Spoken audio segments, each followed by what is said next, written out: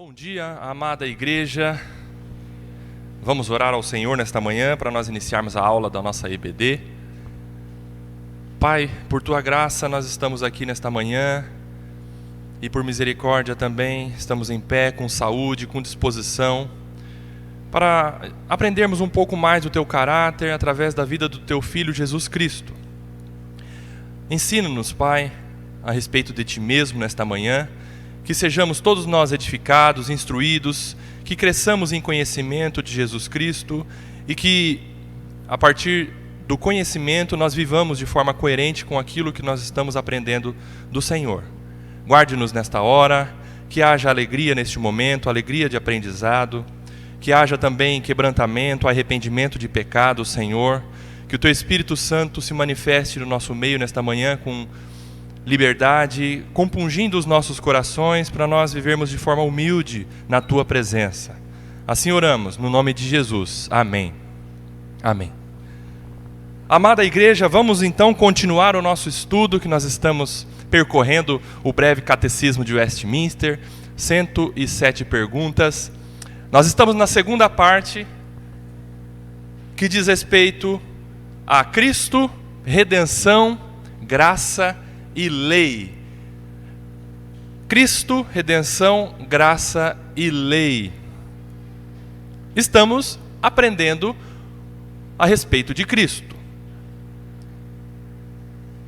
E hoje veremos então a pergunta de número 22. Só para recapitular, a gente viu na pergunta de número 21 que o nosso Redentor, ele tem duas naturezas. Duas naturezas. Uma pessoa, porém com duas naturezas. A Trindade é ao contrário. Três pessoas, uma natureza. O nosso Redentor tem duas naturezas ou duas essências em uma pessoa só. Tanto é que naquela oportunidade eu dei o exemplo da cadeira. O que é natureza? O que é essência? Vamos lá, quem lembra, responda para mim, por favor. Eu respondo então, porque eu lembro. Natureza ou essência é aquilo que não pode faltar em algo sob pena daquilo não ser aquilo. Cadeira. Uma cadeira, ela precisa ter 4 pernas ou 4 pés para ser cadeira? Não. Lembra desse exemplo? Agora vocês estão recordando, né? Não. Então ter 4 pernas não é essencial, não é da natureza da cadeira. Ela pode ter 3, pode ter 2, pode ter inclusive uma. Tem cadeiras com um pé só. Cor é essencial para que a cadeira seja cadeira? Não. Tecido é essencial para que uma cadeira seja cadeira? Não. Portanto, essência ou natureza é aquilo que não pode faltar para que algo se torne aquilo que é. Vamos agora então transportar para o nosso Redentor. O nosso Redentor, ele tem duas naturezas, duas essências. Se ele não tivesse duas naturezas, ele não seria Redentor. Essência do nosso Redentor é ele ser homem e Deus. Duas naturezas em uma pessoa só. Entenderam? Ok, vamos lá. Vimos isso na pergunta 21. Nosso Redentor possui duas naturezas, humana e divina, na mesma pessoa, indivisível, inseparável, que não se misturam. Lembram-se do credo de Calcedônia que nós estudamos?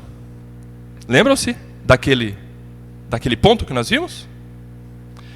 O nosso Redentor possui duas naturezas indivisíveis, não se misturam, porém elas são próprias de cada uma, em uma pessoa só.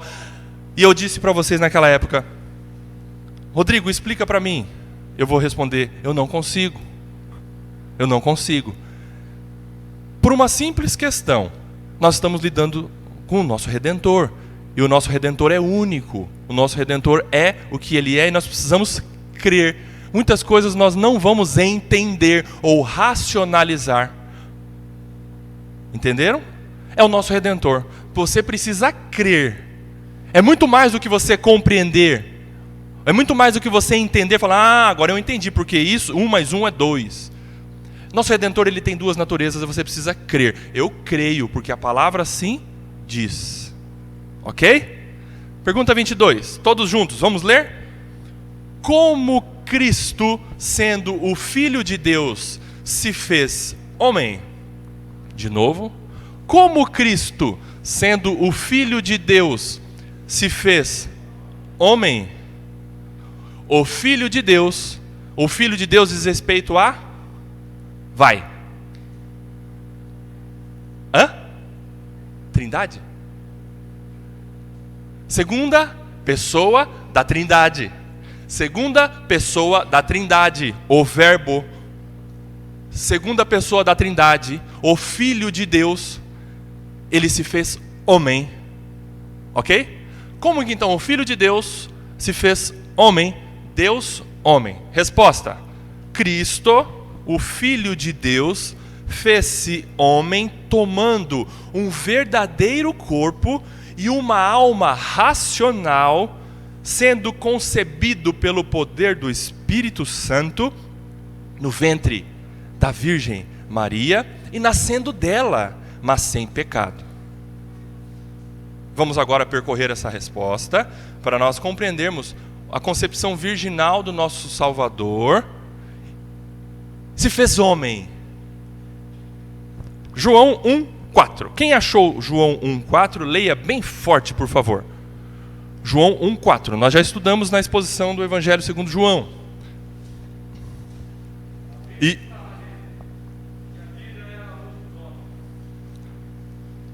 Desculpa, falei 4, é 14. Desculpa, Marcos. 14, isto. Fez carne. Isto.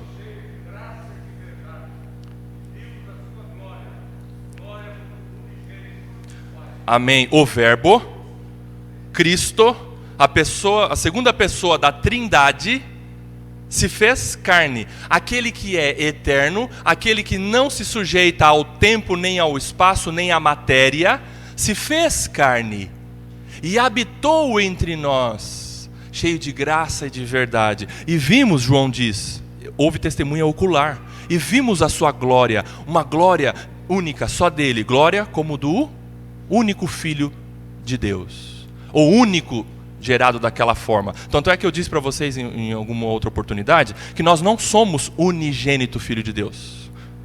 Nós somos filhos por meio de Jesus Cristo por adoção. Você não pode dizer, eu sou o unigênito também, Filho de Deus. Não, unigênito é um só. Por isso que é unigênito, gerado. O único gerado de Deus. Unigênito, Filho de Deus. Esse texto mostra então que o Cristo se fez carne e habitou. Como? Vamos percorrer mais um pouco. Hebreus 2,14 vai falar mais um pouquinho sobre isso. Hebreus 2,14. Quem achou, leia bem forte.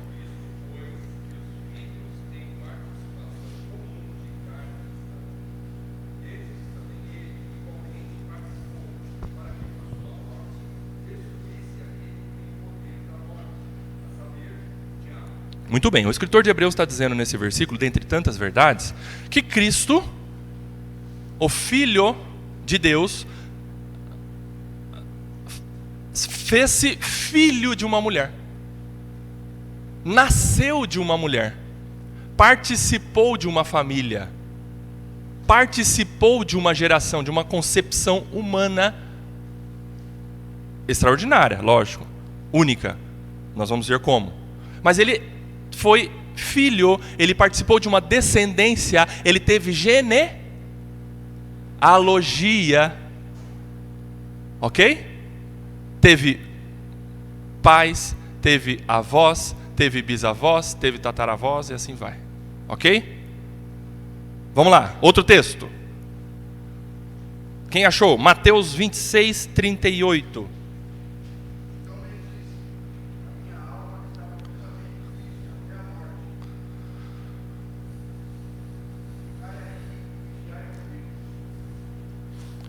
Gente, nós estamos vendo aqui, ó. O Filho de Deus fez-se carne, tomando um verdadeiro corpo. Um verdadeiro corpo. Cristo, ele não era uma aparição de de um vaporzinho, de uma fumacinha, ou de um orograma, como que se tivesse alguém olhasse para Jesus, mas não pudesse encostar nele. Uma visão. Não. Jesus, ele assumiu um corpo verdadeiramente. E mais do que isso, tudo aquilo que advém de um corpo. Ou seja, a minha alma está profundamente abatida. O que Jesus diz? Alma racional. Alma racional. Ou seja, Jesus tinha sentimentos. Jesus tinha tudo aquilo que você e eu temos, exceto no pecado. Mas Jesus tinha uma alma racional. Ele pensava, ele sentia como nós.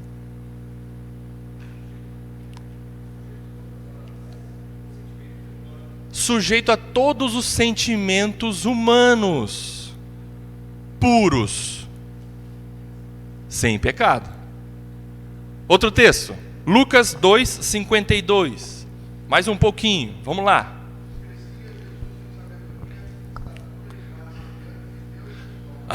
Esse texto refuta muitas doutrinas falsas, hereges, que acreditam que Jesus surgiu como um homem assim, ó. Caiu lá do céu. O homem pronto, perfeito, e a partir daí, nos seus 30 anos, ele iniciou o seu ministério. O que esse texto mostra?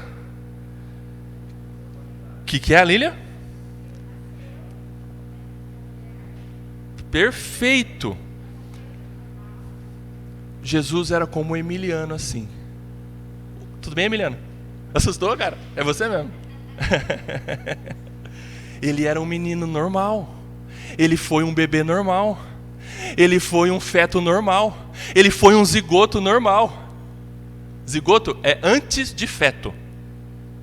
A menor partícula anterior ao feto. E ele cresceu. E ele mamou.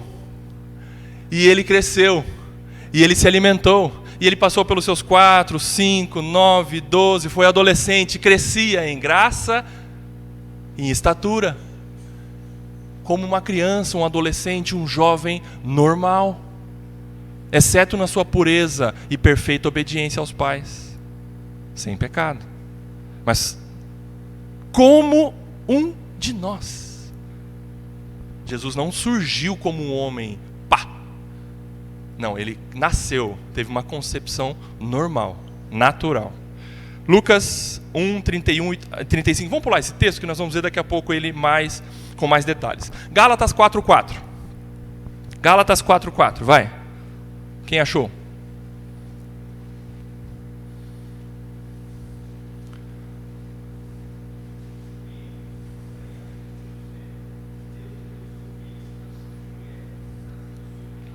Isto. Jesus veio na plenitude dos tempos. Plenitude dos tempos entenda dessa forma. Deus falou assim: é agora que meu filho vai vir. Isso é plenitude dos tempos, ou seja, o tempo se completou. Aquele era o momento exato que já Deus e a Trindade já havia determinado antes dos tempos eternos. Chegou o momento. Ele foi concebido, nasceu. Nem um pouco depois, nem um pouco antes. Não chegou atrasado, nem chegou adiantado.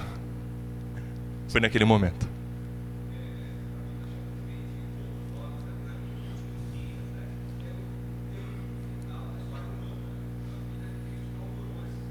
Isto é verdade. E aí o texto de Gálatas, como o Manu leu, fala que ele foi nascido de mulher.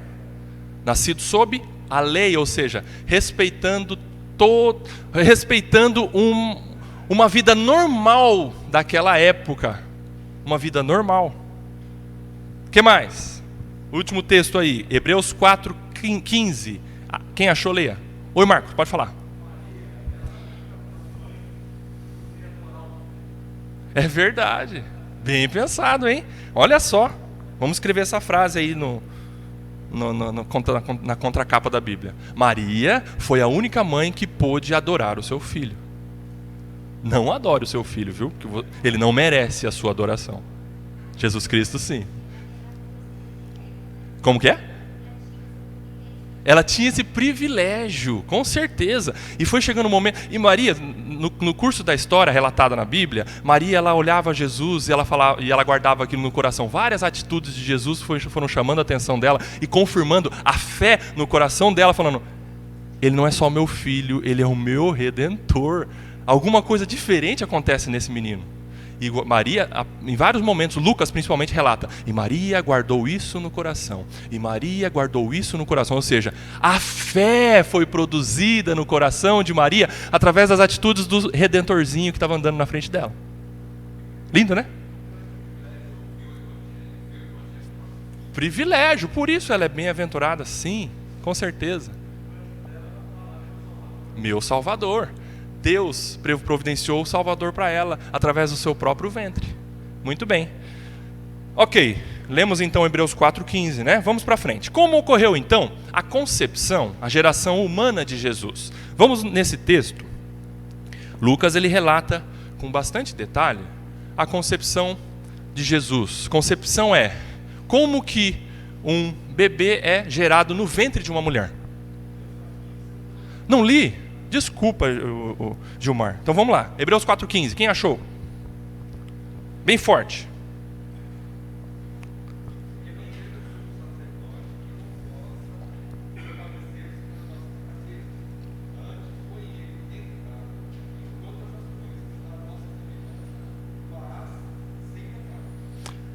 Aqui o escritor de Hebreus, ele mostra que Jesus, como nós, padeceu, foi tentado, mas ele não pecou.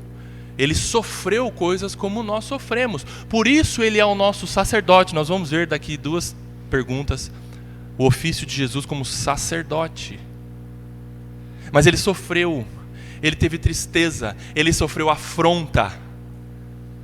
Mas ele não pecou. Jesus, como homem, não pecou. Aí você vai falar para mim: mas é claro, Rodrigo, então, como que eu vou ser como Jesus? Mas ele era Deus. Não, você não pode falar isso. Ele era homem também. Nós não podemos, quando a gente vai se referir a Jesus, a gente não pode dizer assim: ah, Jesus agiu como Deus, ou Jesus agiu como homem, ah, Jesus era homem neste momento, Jesus era Deus neste momento. Não. Ainda que, para a gente compreender as ações do nosso Redentor, a gente pense assim: aqui teve poder de Deus, aqui teve fraqueza humana, mas ainda assim você não pode divorciar as duas naturezas, porque você tem que falar assim, ó, Jesus Cristo, homem e Deus. Porque senão a gente vai criar duas pessoas, o Jesus homem e o Jesus Deus, e isso não é certo. É só para a gente apurar um pouquinho mais o nosso conhecimento, ok? Porque o nosso Redentor, ele era completo, ele é completo, Deus homem, numa pessoa só. Porque a gente tem que tomar cuidado quando a gente fala: Jesus agiu como Deus, Jesus agiu como homem. Não, mas era Jesus Cristo, o Deus homem, ali, os dois. As duas naturezas, numa pessoa só. Porque não tinha duas naturezas, não há duas personalidades. Jesus não falava de si para si mesmo. E aí, Jesus homem, o que nós vamos fazer? Olha, eu como Deus poderia fazer isso, você como homem não vai poder fazer. Não, Jesus não era bipolar, uma pessoa só. Compreenderam? Jesus ali, Deus homem agindo do jeito que ele agiu. Mas Deus morreu? Não. Jesus homem morreu, mas era Deus assumindo ali o pecado de todos. Todos. Deus, o Salvador, sofreu o vitupério, a vergonha da morte na cruz.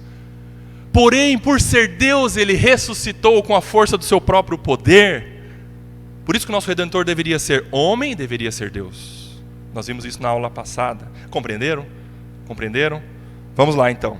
Agora, Lucas 1, 26 a 38. Lucas 1,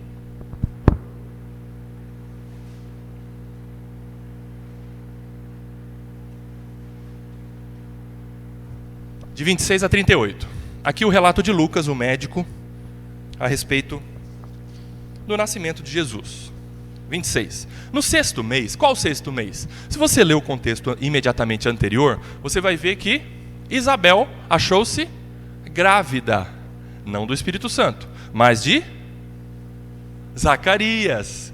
E ela depois concebeu um menino chamado João Batista. Muito bem. Aqui, no 6º mês, Lucas está dizendo, no 6º mês da gestação de Isabel. Ok? No 6º mês da gestação da nossa amada irmã Isabel,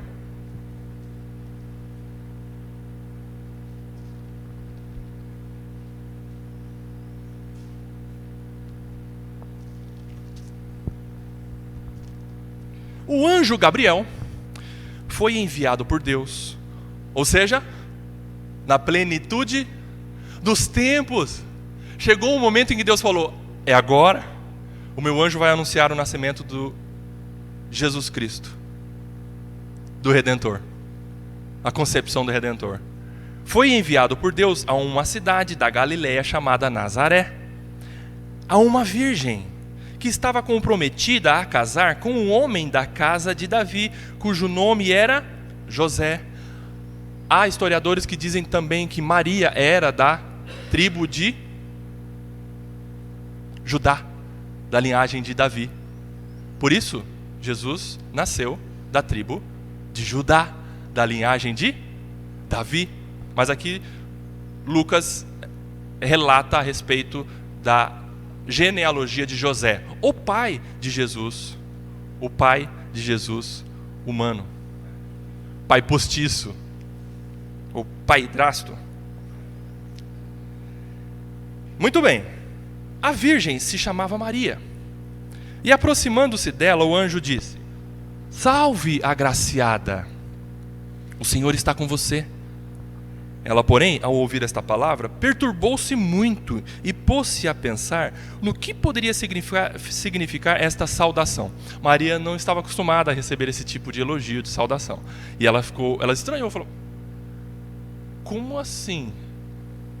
Salve, agraciada. Como diz a versão sua aí? Essa minha, ela é N-A-A. Muito favorecida na Ara, né? Muito favorecida. Salve, agraciada, o Senhor está com você. E ela ficou pensativa quanto a isso. E no 30 diz: mas o anjo lhe disse: não tenha medo, Maria, porque você foi abençoada por Deus. Você ficará grávida e dará à luz um filho, a quem chamará pelo nome de Jesus. Este será grande e será chamado Filho do Altíssimo. Deus, o Senhor, lhe dará o trono de Davi, seu pai. Olha aí, ó, a genealogia de Jesus. Ele reinará para sempre sobre a casa de Jacó, e o seu reinado não terá fim. Que coisa linda essas palavras, que coisas lindas essas palavras do anjo Gabriel dizendo para Maria assim: ele será o rei, mas não um rei humano. Ele completará o reinado de Deus, que foi, por analogia ou por simbolismo, o reinado de Davi, um reinado exemplar aos olhos de Deus, no sentido humano.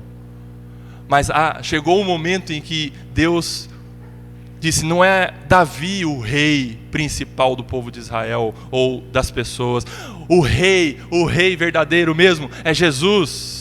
Ele reinará para sempre. Este é o rei que Deus escolheu para ser rei das nações e do universo inteiro, diante de quem todo joelho se dobrará. Ele é o rei das nações. Ele reinará para sempre. 34. Então Maria disse ao anjo: como será isto, se eu nunca tive relações com homem algum? O que Maria disse? Lá em cima, Lucas já tinha escrito, mas aqui ela declara, as próprias palavras dela, ela diz: eu sou virgem. O anjo respondeu: o Espírito Santo virá sobre você, e o poder do Altíssimo a envolverá com a sua sombra. Por isso, também o ente santo que há de nascer será chamado Filho de Deus. O ente santo que há de nascer será chamado Filho de Deus, Filho do Altíssimo, como diz lá em cima. Isabel, sua parenta, igualmente está grávida, apesar de sua idade avançada. sendo este já o 6º mês de gestação para aquela que diziam ser estéril. Isabel, há relatos de que ela era prima de Maria, ok? E ela estava grávida de João Batista. 37. Porque para Deus não há nada impossível. Para Deus não há nada impossível. O anjo está dizendo assim para Maria: Maria, aquela sua prima, ela não podia ter filhos, ela era estéril, mas Deus fez dela mãe. E você, sendo virgem, Deus vai fazer de você mãe.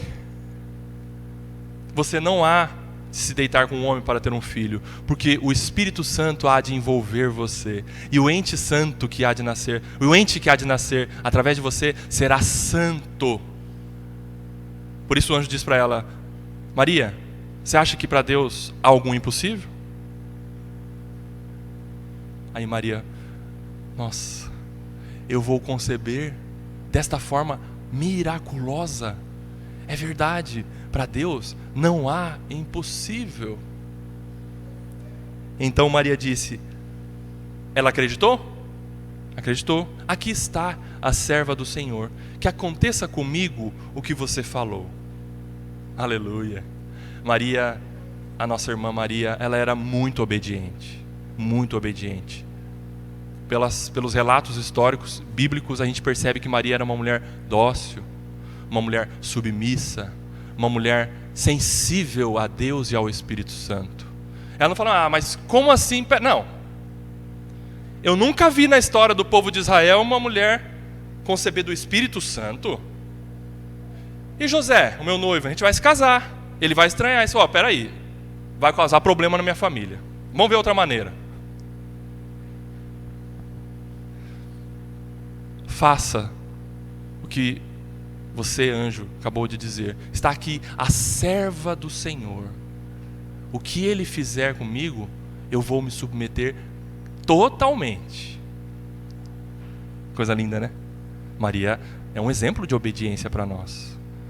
E assim aconteceu a concepção de Jesus. Jesus, ele nasceu por intervenção do Espírito Santo, onde antes de Jesus nunca houve e depois de Jesus não houve, e daqui para frente, na história da humanidade, nós estamos nessa geração, no século 21, jamais haverá alguém concebido desta maneira. Somente Jesus Cristo, o nosso Redentor. Percebe então por que é tão difícil de nós falarmos sobre Jesus, o nosso Redentor?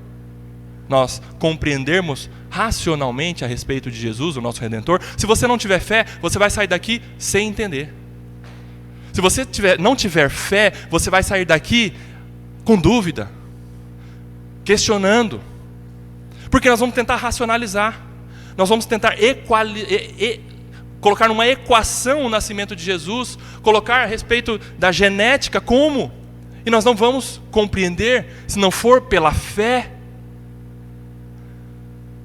Por isso que o Espírito Santo coloca no seu e no meu coração fé, para nós crermos na palavra dele e não duvidarmos.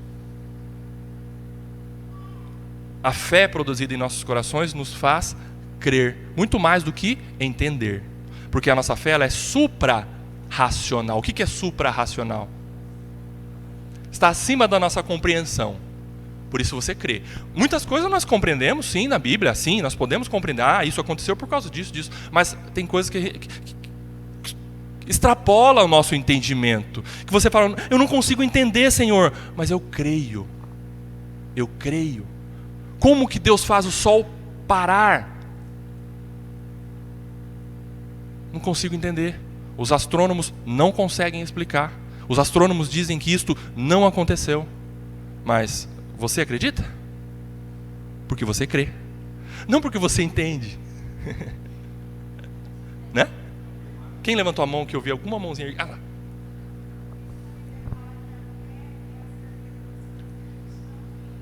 Perfeito.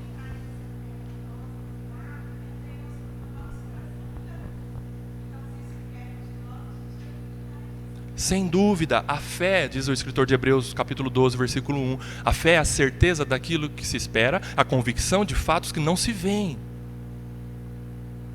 É fé.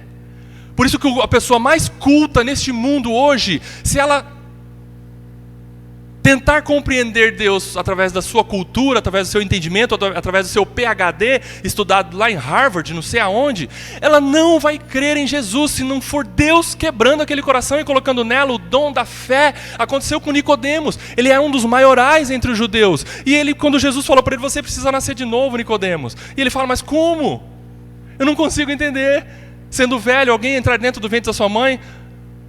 Nós estamos entendendo isso agora, não é? Não se gabe não. Não é porque você é bom, é porque você tem o dom da fé.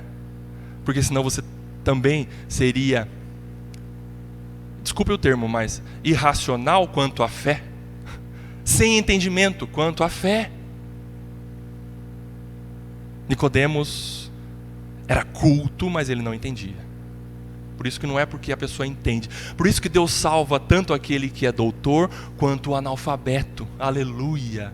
Porque não depende da pessoa. É Deus que salva. Seja rico, seja pobre, seja homem, seja mulher, seja qual nacionalidade for. Deus salva quem Ele quer.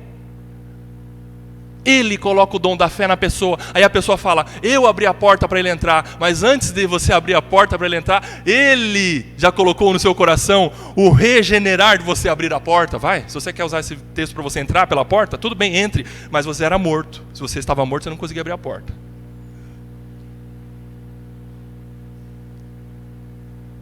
É o dom da fé que Deus coloca no seu coração para você falar, eu aceito Jesus. Pode dizer sim, eu aceito Jesus como meu Salvador. Mas você tem que entender que não iniciou por aqui, mas iniciou de cima para baixo. A salvação vem dos céus à terra, não da terra aos céus. Quando chegou o momento, o apóstolo Paulo diz, né, a plenitude dos tempos, Deus Filho tomou para si a natureza humana, com todas as propriedades e limitações comuns aos seres humanos no tempo e no espaço. O que quer dizer isso? Jesus estava sujeito às limitações humanas. Mas Rodrigo, ele era Deus. Não pense assim somente. Jesus, Cristo, Deus, homem, mas Deus se limitou.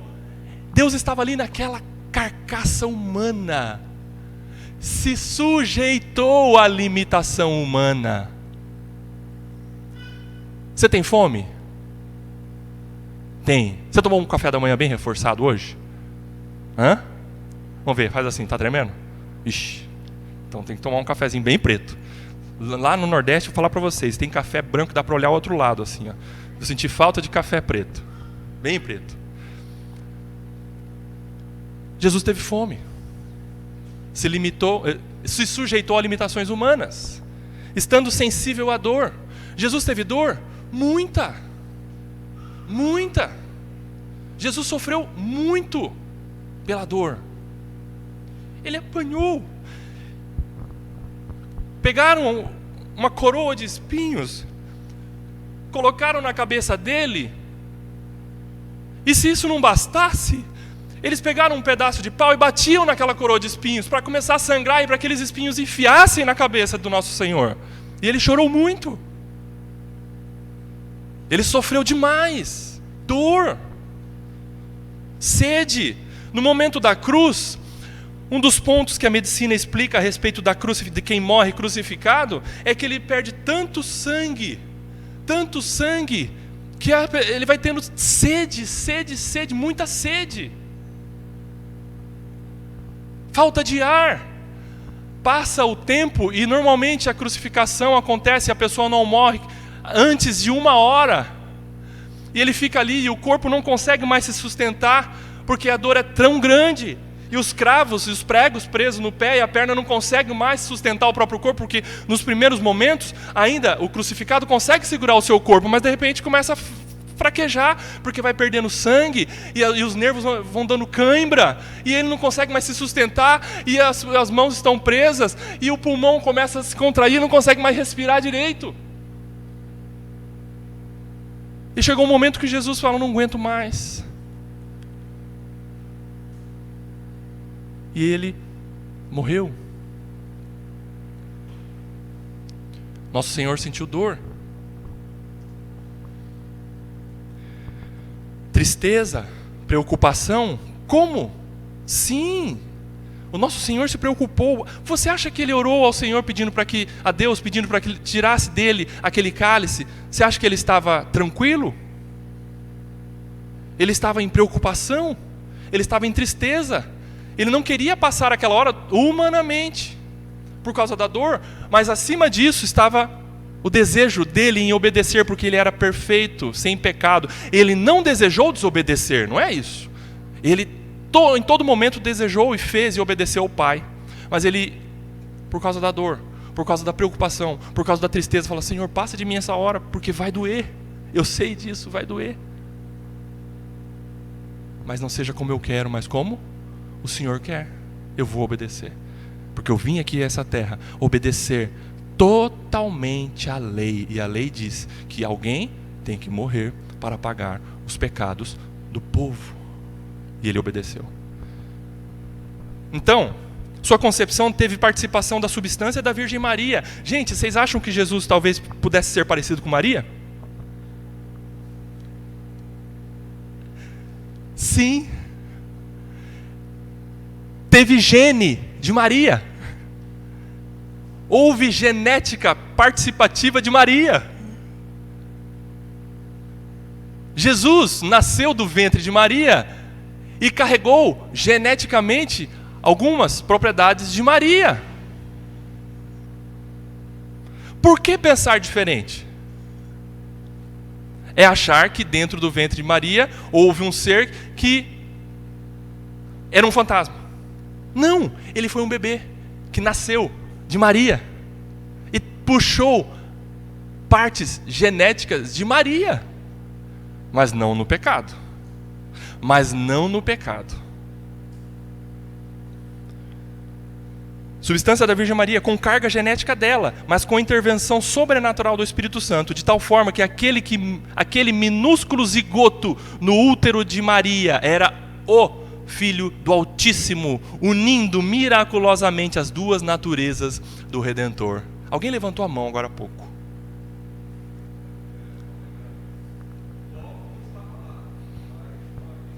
Isso, exatamente. Exatamente. Jesus nasceu de parto natural. Naquela época não havia cesariana. Jesus nasceu de parto natural e obedeceu à ordem normal de crescimento e desenvolvimento biológico de um ser humano. Precisou mamar. Cresceu. Se alimentou. Teve dor de crescimento, né, Bia? Textos bíblicos, então, que comprovam a humanidade de Jesus Cristo. Vamos lá. Agora, para nós caminharmos sobre esses textos, e aqui eu vou pedir a participação de vocês. Eu vou escolher uma pessoa do lado direito aqui, para receber essa plaquinha de número 1. A pessoa vai abrir, vai ler e vai comentar alguma coisa a respeito desse texto, com enfoque na natureza humana de Jesus, lógico, também vinculando a natureza divina de Jesus, o nosso Redentor, Jesus Cristo, divino, humano, entenderam? Eu vou chamar uma pessoa aqui, a partir daí, essa pessoa que leu, comentou brevemente a respeito desse versículo, ou desse texto, vai depois indicar uma pessoa do lado esquerdo para ler o número 2, e assim vai indo, entenderam? Aí daqui para cá, daqui para lá, até a gente terminar. Tem 239 textos, tá bom? Vamos lá. Marco Aurélio, pode ser? Se quiser ficar aí, ou se quiser vir aqui, excelente. Se vir aqui é melhor, que você vai aparecer na filmagem, vai aparecer na Globo. Pode? Vamos lá, você vai pegar o seu texto aqui, pode abrir, e aí você vai ler e vai comentar a respeito desse texto aí. Pode destacar. Pode tirar esse grampinho, pode puxar, rasgar, não tem problema. Vamos lá, Marco, lê bem alto aí.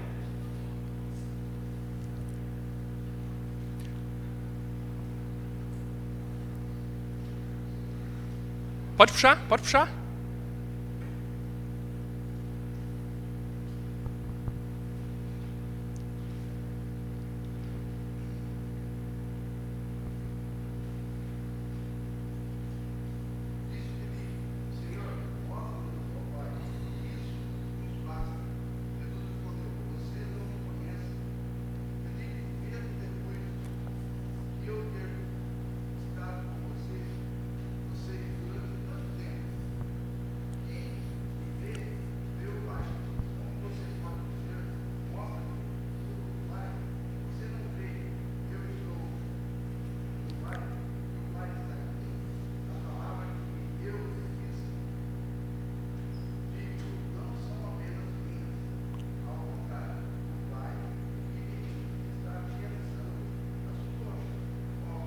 Muito bem.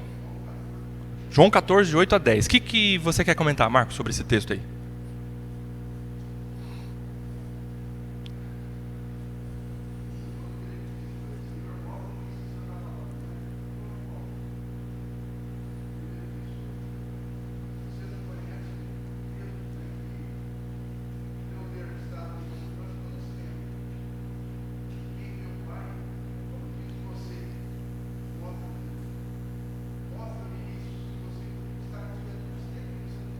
Não está conhecendo?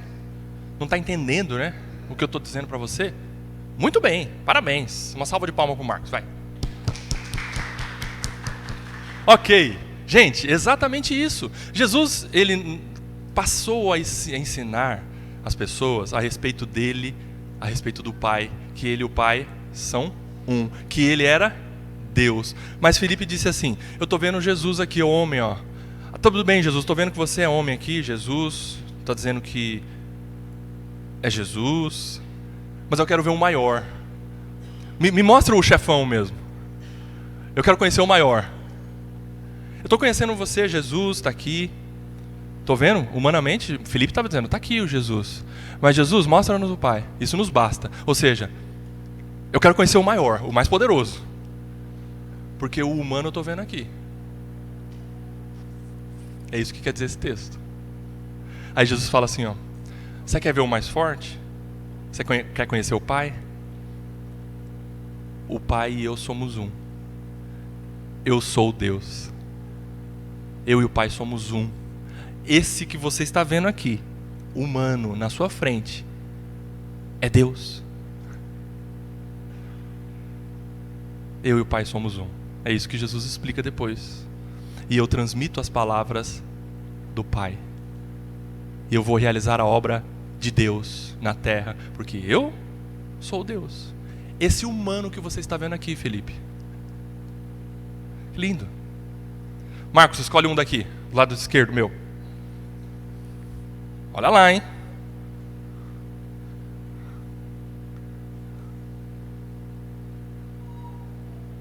Vai.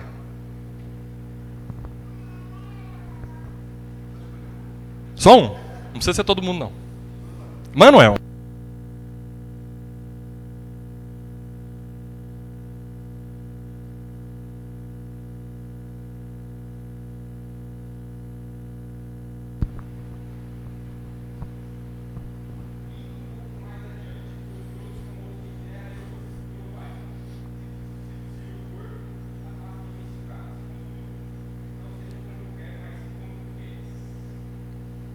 Muito bem, fala aí, Manu, alguma coisinha.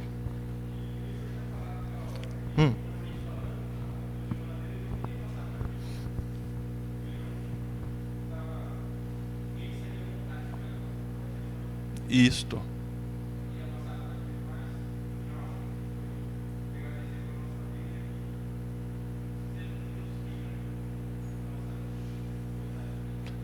Muito bem, Manu. Uma salva de palmas pro Manu.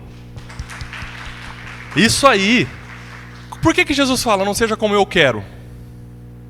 Não é, repito, não é porque ele queria desobedecer, eu não estou querendo ir para a cruz, eu não quero obedecer. Não, ele sempre desejou obedecer. Aqui mostra que Jesus estava dizendo, vai doer muito, eu estou preocupado com essa hora, não sei o que vai acontecer. Jesus Cristo, eu não sei o que há de acontecer comigo. Mas Rodrigo, ele é Deus, mas ele é homem. Por isso ele fala, mas eu quero obedecer. Ou seja, eu vou tomar desse cálice até o fim. Porque eu quero obedecer. E eu vou enfrentar a dor. Orar é próprio de quem? Orar é próprio do homem. Jesus orou. Deus não ora. Deus não ora. Orar é próprio daquele que, primeiro, tem sentimento, tem carências, tem insegurança, que recorre a alguém superior para pedir, por favor, me ajuda, eu não vou aguentar. Por que Jesus orou? Porque ele sabia que ele não ia aguentar. Porque ele não estava querendo sofrer tanto. Porque ele era carente, tinha limitações humanas. Ou vocês pensam que não? Jesus orou. Ele é humano. E é divino. Racional, alguém que tem racionalidade, pensa, sente.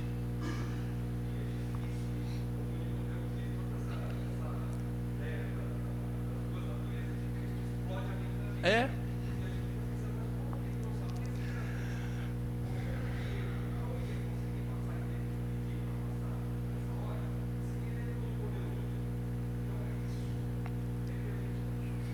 É verdade.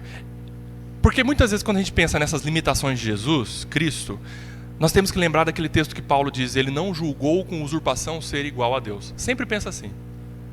Porque se ele fosse Deus, ele acabava com tudo, ele fazia tudo, né? Se ele fosse só Deus. Mas Deus, ele se limitou à carcaça humana, a limitações humanas. Ele não usou com usurpação, ou seja, não usou ser Deus para acabar com tudo. Ele se limitou e foi o exemplo do maior exemplo de humilhação. Deus se limitar. Quem limita Deus? Só Ele mesmo.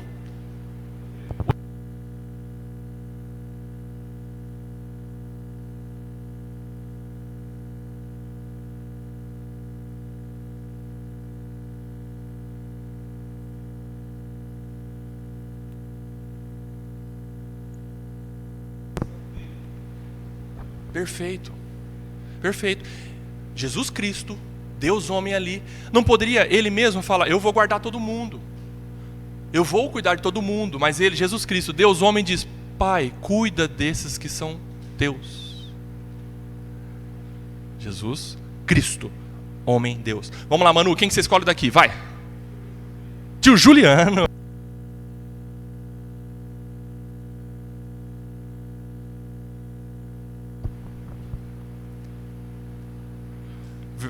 Trecho de número 3.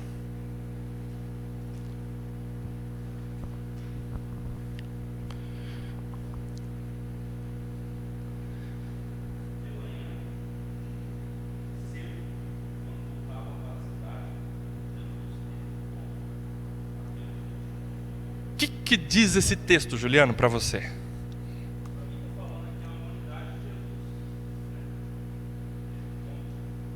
Exato. Perfeito. Perfeito. Muitas seitas hereges dizem que Jesus não foi homem. Mas esse texto está claro. Por que ele teve fome? Porque ele é homem. É humano. Gente, fome não tem nada a ver com pecado, viu? Limitações humanas normais são limitações humanas normais. Sede, fome, cansaço, não quer dizer que é pecado. Não. Não. Bom? Tanto é que o Heber Carlos de Campos, ele diz que no céu nós vamos ter fome. Tô para ver isso. E eu vou ver, se Deus quiser. Tá bom? Jesus teve fome. Jesus teve fome. Jesus se cansou. O texto diz que ele estava indo, ou seja, ele não fazia assim, ó, agora eu vou para lá. Teletransporte. Não, ele andou, e andou muito. Jesus caminhou muito pelos desertos, pelas cidades, Galiléia, Judéia, Judéia, Galiléia, Samaria, e ia para lá e para cá, fazendo o bem e salvando os oprimidos do diabo. Coisa linda. Ok, muito bom, Juliano. Agora vamos lá, escolhe um do lado de cá.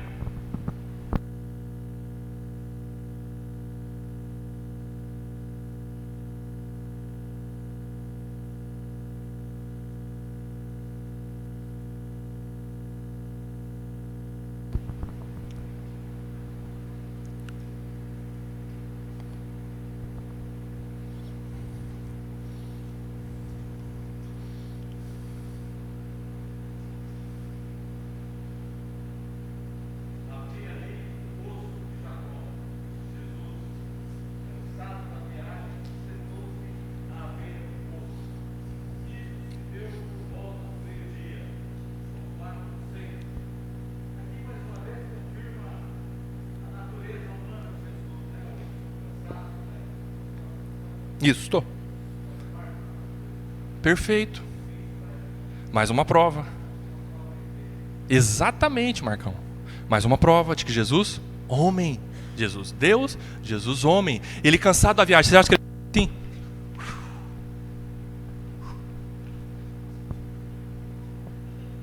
Eu cogito que ele chegou assim.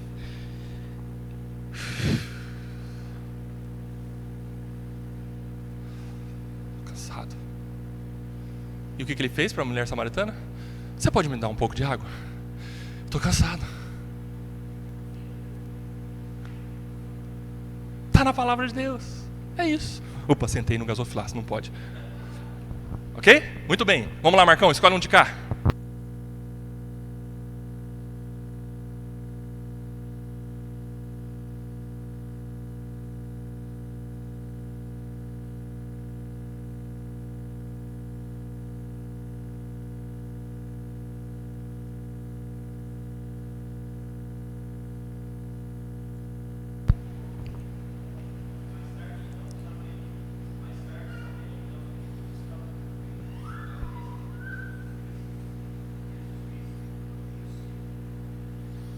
O que diz aí, Gilmar, para você a respeito disso que nós estamos estudando?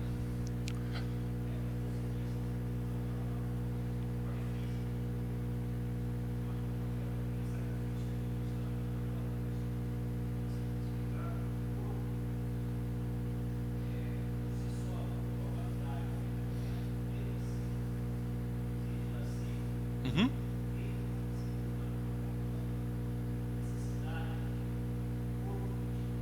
Isto. Exatamente isso, muito bem. Boa localização bíblica, viu, Gilmar? Exatamente. Esse momento foi o momento da crucificação. Muito bem. Jesus teve sede. Ele estava ali. E aí, sabe o que deram para ele? Vinagre. E Jesus olhou aquilo, pôs aquele vinagre na boca, colocaram, né, num caniço. E experimentou aquilo.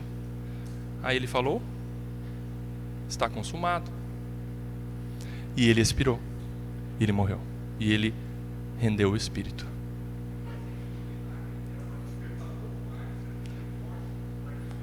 Sofresse um pouco mais, né?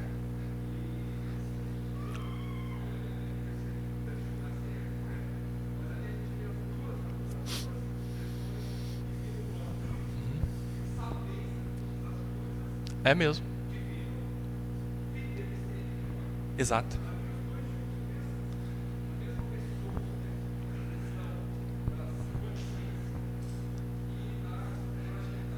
Exato, porque tem relatos bíblicos que a gente vê Jesus pensando, tá, como homem. Aí tem hora pensando como Deus. Nós vamos ver alguns textos daqui a pouco. E exatamente esse é o momento em que ele pensou como Deus. Mas antes, Jesus pensou como homem no sentido de dizer assim: nem o Filho do Homem sabe o fim.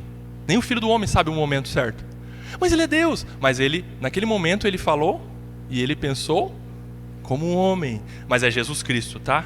É Jesus Cristo, a mesma pessoa. Exatamente, muito bom. Bom, Gilmar, próximo, escolhe um, Gilmar.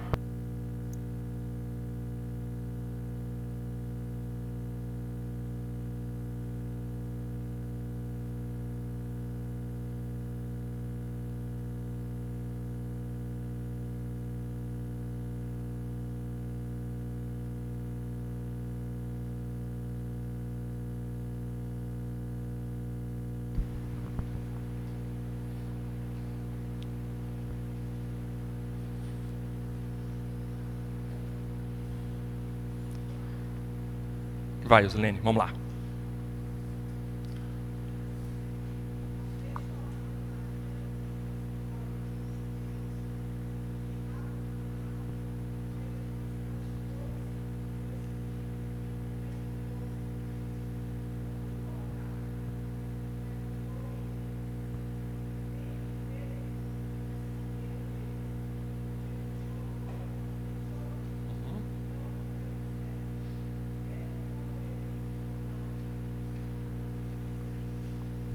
Isto.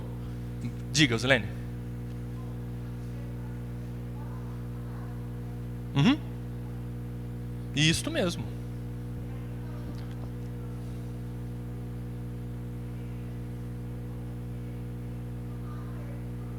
Uhum. Uhum.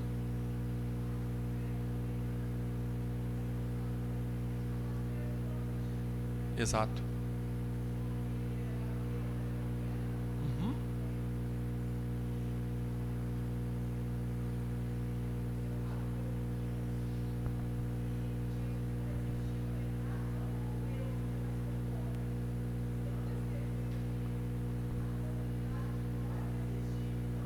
Exatamente.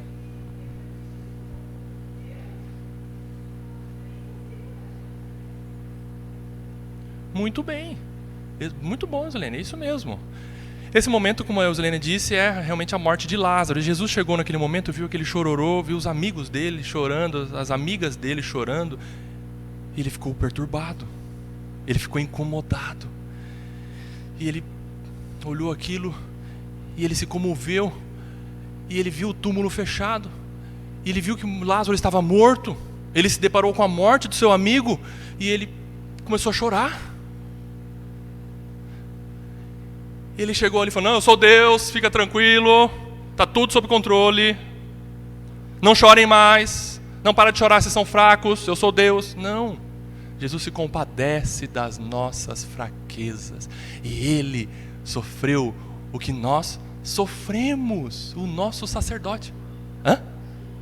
Chorou com os que estavam chorando. Mas ele não fez assim, eu vou mostrar para eles que eu sou humano, vou chorar. Não, ele sentiu aquela dor de ver o seu amigo morto, de ver as suas amigas chorando, de ver aquela comoção toda. E Jesus se perturbou e chorou. Mas daqui a pouco ele ressuscitou Lázaro. Muito bem, legal. Eusilene, escolhe um do lado de cá, vai, rapidão.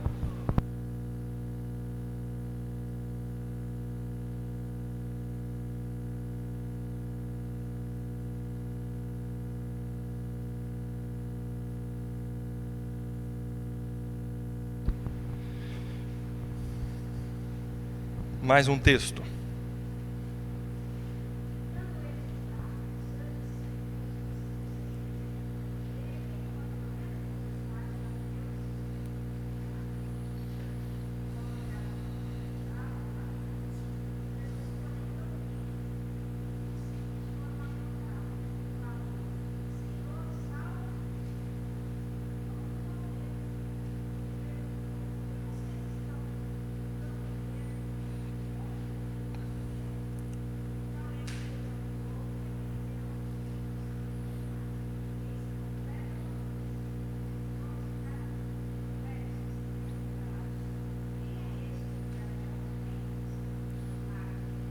Nossa, que coisa linda. Aí há o relato das duas naturezas do Redentor bem claras. Qual é a primeira? E por quê? Vai, alguém percebeu rapidão. A Josi, né? Desculpa, a Josi, vai. A Josi que está respondendo, né? A Josi está doida para falar, vai. Isso, ele dormiu e estava cansado. Exato. E dormiu mesmo, e dormiu pesado. Porque mesmo com a tempestade, ele não acordou. E aí? Estava bem cansado. Isso.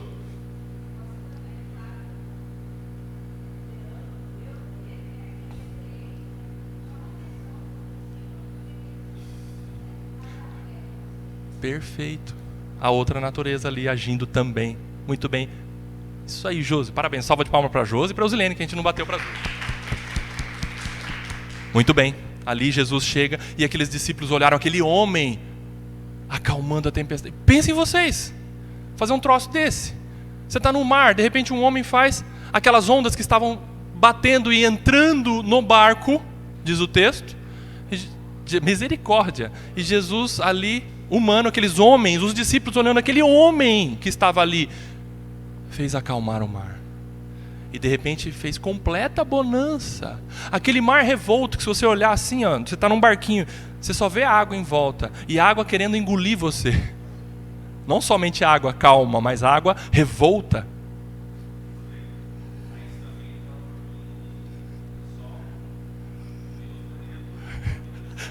É verdade.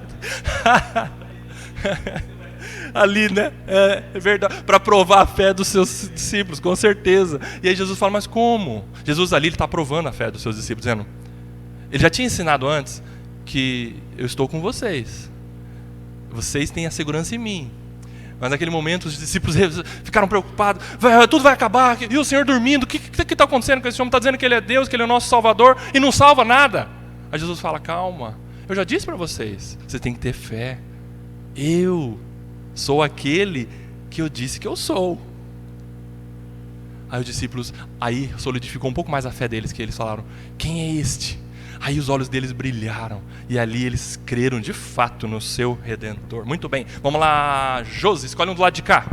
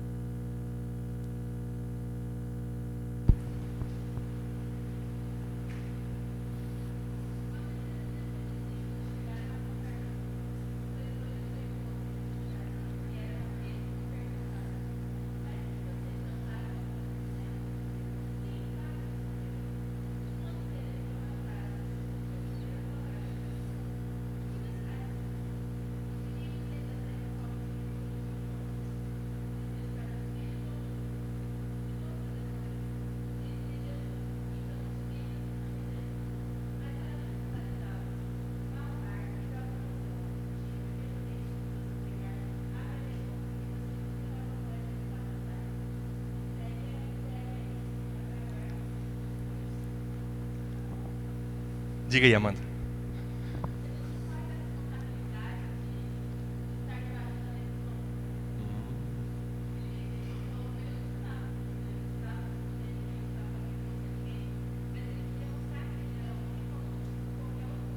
Muito bem. Muito bem. Exatamente, olha só que legal que a Amanda falou. Jesus, ele se colocou sob a lei, ele obedeceu. Não, é imposto que tem que pagar? Cada adorador pagava um imposto para entrar no templo. Ele falou, não, tem que pagar? Vamos pagar. Pedro, você vai pagar o meu e o seu. Só que Jesus não tirou assim da túnica a moedinha e deu para Pedro. O que ele fez? Deus falou assim, Jesus Cristo falou assim, Pedro, tem um peixe assim lá. Você vai pegar esse peixe, você vai abrir a boca do peixe, tem a minha e a sua moeda, paga o nosso imposto. Aí Pedro falou, o quê?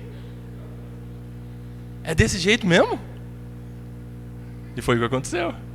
Jesus pensando como Deus, onisciência, mas também limitações humanas, submisso à lei. Muito bem, Amanda, é isso mesmo. Salva de palma para Amanda.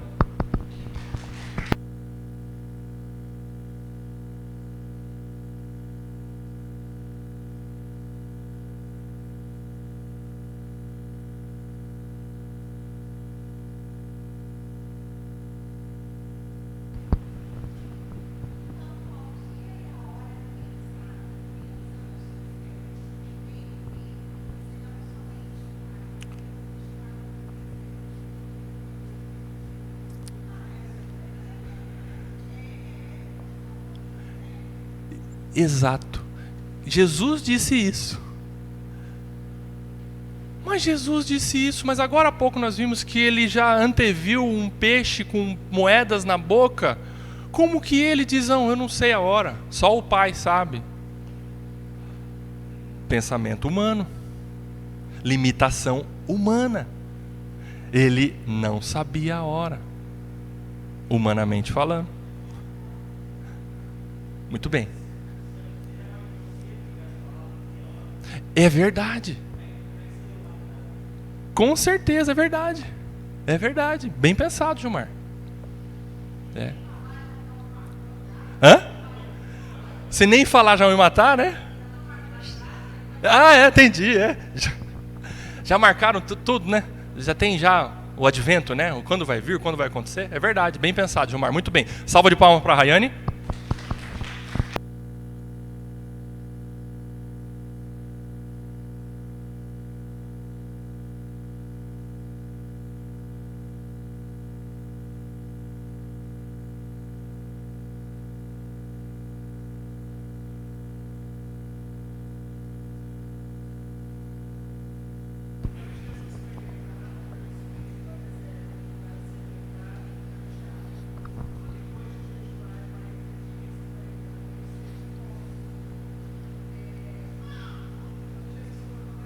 Isto. Perfeito.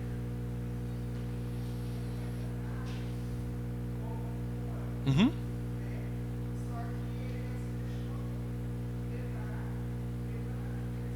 Isto mesmo.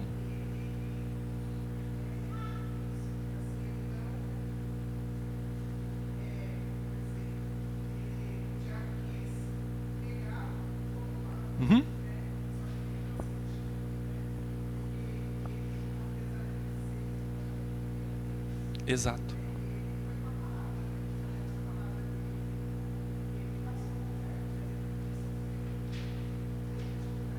Limitações humanas. Inclusive, tentação. Inclusive, tentação. Ele foi levado pelo Espírito ao deserto.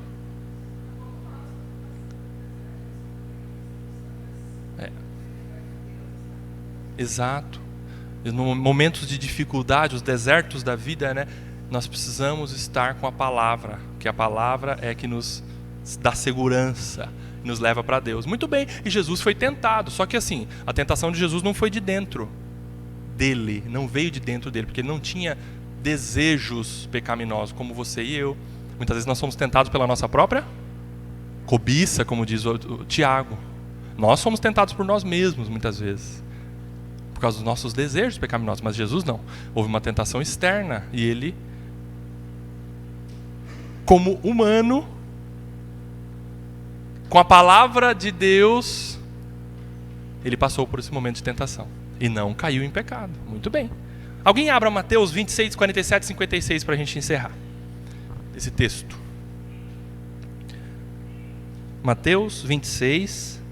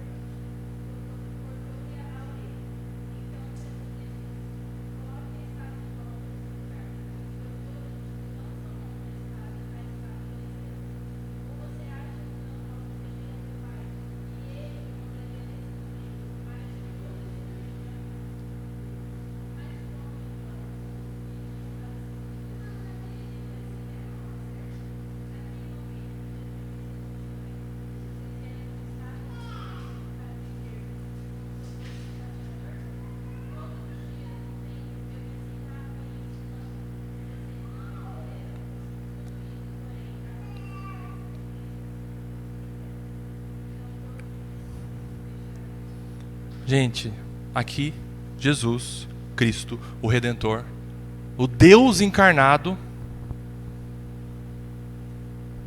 se entregou. Ele se entregou em favor dos seus, para morrer na cruz.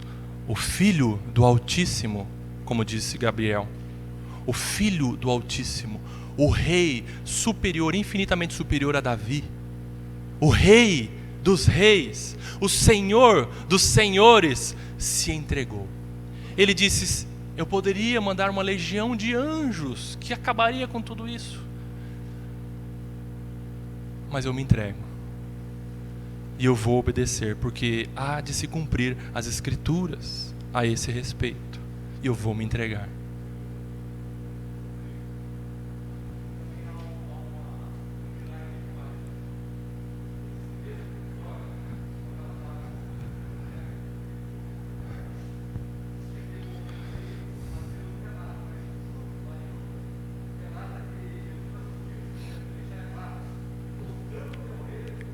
Curou Malco.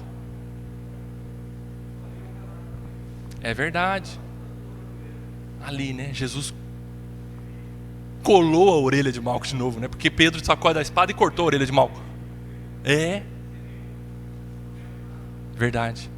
Mas ainda assim, aqueles que estavam ali prenderam, não viram, porque não é por vista, é pela fé. Muitos viram os milagres de Jesus, mas não creram nele. Muito bem, Marcão, exatamente.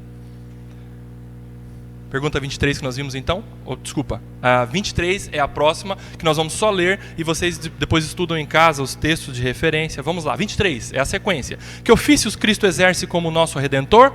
Que ofícios Cristo exerce como nosso Redentor? Resposta: Cristo, como nosso Redentor, exerce o ofício de profeta, sacerdote e rei, tanto no seu estado de humilhação como no de exaltação. E nós vamos ver na próxima aula, está escrito ali, não percam as próximas aulas. Pergunta 24, ofício de profeta, a 25 sobre sacerdote e a 26 sobre rei, ok? Vamos então continuar o estudo na próxima EBD, se Deus assim permitir, talvez não domingo que vem, mas no outro. A pergunta 24. Hoje então estudamos a 22, todos juntos, bem forte mesmo, com a potência dos pulmões humanos que vocês têm. 22. Como Cristo, sendo Filho de Deus, se fez homem, Cristo, o Filho de Deus, fez-se homem, tomando um verdadeiro corpo e uma alma racional, sendo concebido pelo poder do Espírito Santo no ventre da Virgem Maria, e nascendo dela, mas sem pecado.